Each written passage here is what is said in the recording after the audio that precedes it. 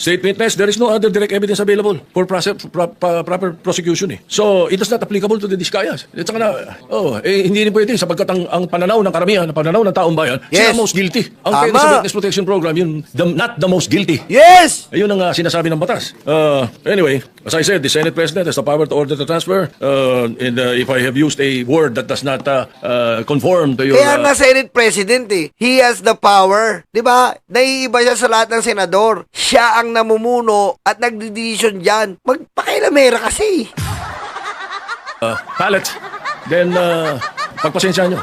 Pag ganun, pagkat karamihan ng binanggit ko, opinion ko. Kung ako ini-interview ng media, I always, as far as I'm concerned, tell the truth. Pag ang media kausap mo taong bayan eh. Ganun yun. Kaya iniiwasan ko na hindi ako magsabi ng totoo. Kung opinion ko hiningi, binibigay ko opinion ko, hindi ko tinatago. So if you don't like my opinion, I'm sorry, Mr. President. But that's how it is. Thank you. Yeah, Mr. President. Oh! If you don't like your opinion, so it is. Yan po, Tito Sen ha. Lupet! Oh, ano?